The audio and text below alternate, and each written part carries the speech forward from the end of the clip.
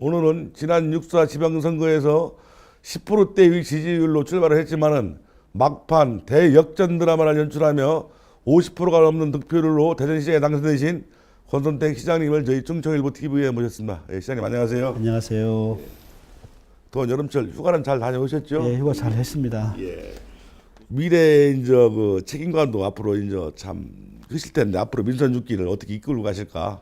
뭐 간단하게 한 말씀 해주시죠. 예, 뭐 시민 여러분이 아주 큰 성원에 당선이 됐습니다. 아시는 것처럼 지지율 낮은 상황에서 출발해서 50% 가까이 득표했습니다. 이것은 저를 지켜주고자 하는 시민들의 뜻이라고 생각하고 그런 뜻 잃지 않고 정말 초지일관 시민을 위해서 봉사하겠다 이런 각오를 다지고 있습니다. 이제 취임한 지 한 50여일 벌써 됐습니다. 상당 기간 지났는데 그동안 업무 파악도 많이 돼 있고 또 문제점에 대한 분석도 많이 돼 있습니다. 또 현안이 많이 엉켜 있기 때문에 이것을 어떻게 풀 거냐에 대한 대안을 만드는 데 그동안 주력해 왔습니다. 앞으로 이런 것들이 하나하나 해결돼서 시민들에게 어떤 믿음을 보이고 약속을 지키곤 한 그런 생각을 가질 수 있도록 정말 조심 잃지 않고 열심히 하겠다는 말씀 다시 한번 드립니다. 감사합니다. 예, 예. 그 시장님 출마하실 때 출정식을 했을 때 예. 그때 아버님을 한번 제가 뵌 기억이 나는데 예. 뭐 아버님 어떠신 분인가 좀 한번 이 기회에 한번 한 말씀 간단하게 해주시죠. 뭐 대한민국의 전형적인 아버님이시죠. 연세가 91세십니다. 저를 위해서 자식들이 많았습니다. 3남 4녀 중에 제가 장남이었는데요. 정말 7남매 키우느라고 고생도 많이 하셨고 제가 또 장남이거든요. 그러다 보니까 저에 대한 뭐 각별한 애정도 많으셨고 저 가르치느라 고생 많으셨습니다. 그 분명한 것은 저희 그냥 그저 정주는 게 아니라 아버지는 바른 길로 가라고 늘 채찍도 들고 저를 가르치셨습니다.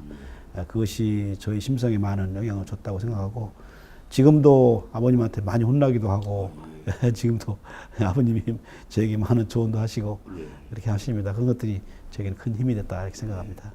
아버님의 그 엄격한 교육에 오늘날의 권 시장님을 탄생시킨 것 같습니다. 예. 그리고 민선 6기가 시작되면서 키워드가 시민, 경청, 통합인데요. 이 세 가지에 대해서 뭐 의미에 대해서 한 말씀 해주시죠. 지금 시대적인 추세가 아무래도 이런 게 아니겠습니까? 이제 모든 정책이 있고 정부가 있고 하는 것은 아무래도 국민이 있고 시민이 있기 때문이라고 생각합니다. 하나의 존재 이유다라고 생각되고요. 대전시정도 마찬가지라 출발점은 시민에서부터 나온다. 이렇게 보고 있기 때문에 모든 정책을 함에 있어서 시민에 대한 가치를 최우선 두겠다 이런 말씀 드립니다. 다시 말씀드리면은 시민들이 안전해야 됩니다. 또 시민들이 행복해야 됩니다. 시민들이 마음을 놓고 할 줄 있어야 됩니다. 이런 것을 만드는 것이 첫 번째 내용이고요. 두 번째 경청이라는 것은 모든 업무의 실발은 상대방을 잘 이해하고 상대방을 정확히 파악해야 되겠다. 이것은 경청입니다. 상대방의 얘기를 잘 듣는 것이 중요하고요.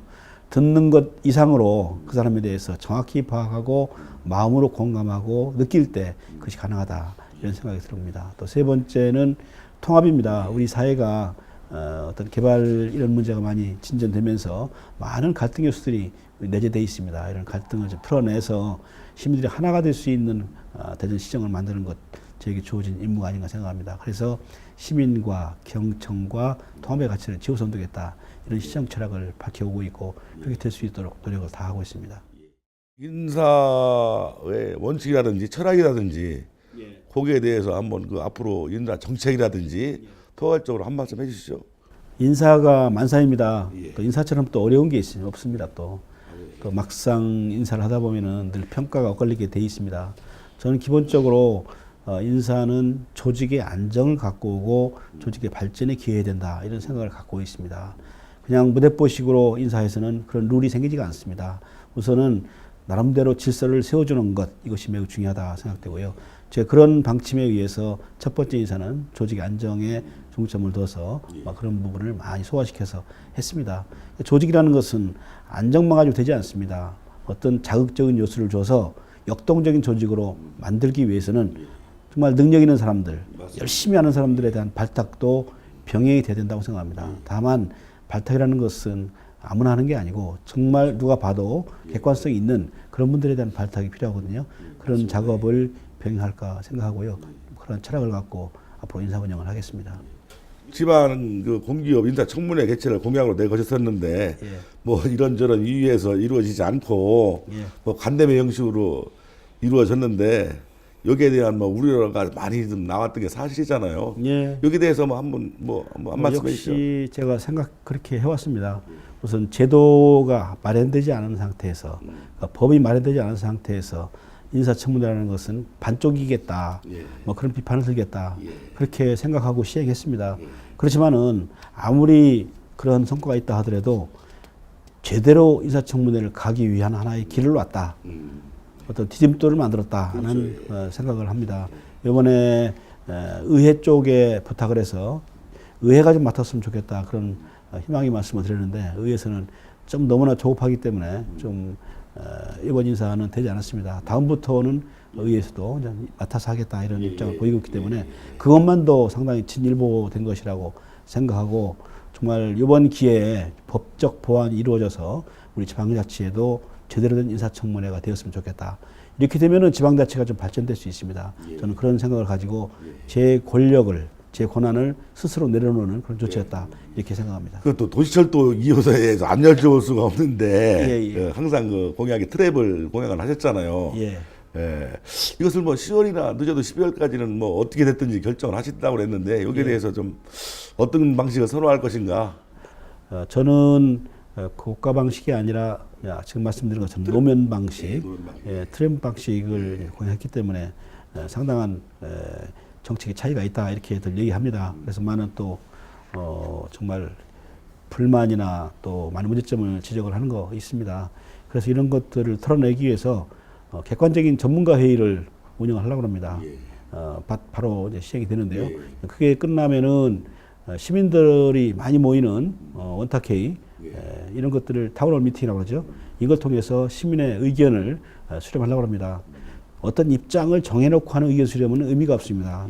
백지 상태에서 고가가 이런 것이다. 또 트램이 이런 것이다. 정확히 알려주고 그 토대 위에서 여론조사를 하겠다. 이런 입장을 말씀드립니다. 저는 제 입장만 고집하지 말고 또 어느 입장에 선호하지 그런 걸 빼고 객관적인 입장에서 대전이 발전이라고 하는 큰 틀에서 결정해서 이러한 사업들이 더 이상 지연돼서는 안 되겠다.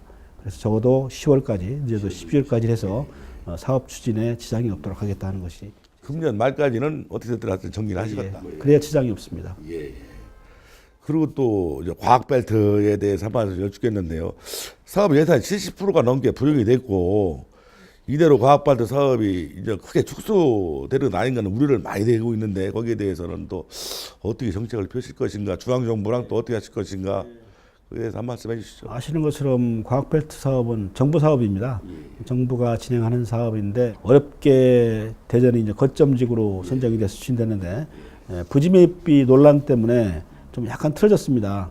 전 핵심 사업이 기초과학연구원하고 가속기인데요. 기초과학원은 시민공원에 일단 설립하는 걸로 해서 지금 추진이 되고 있습니다.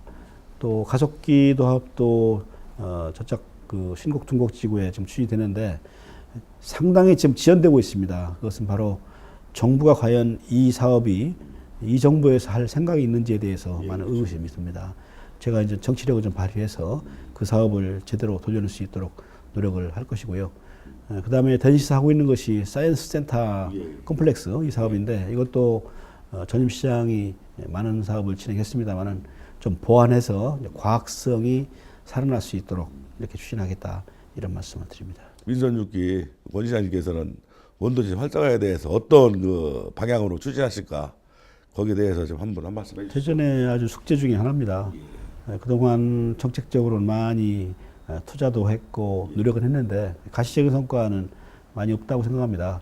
저는 구도심 정책, 신도심 정책 이게 양립되어 있는 게 아니라 두 개를 한꺼번에 조율하는 것이 좋다고 생각합니다. 우선 신도심 정책을 그대로 해나가되 새로운 신도심을 만드는 것 이것은 곤란하다. 왜냐하면 새로운 신도심을 개발하게 되면은 원도심 정책이 상당히 지장 주거든요.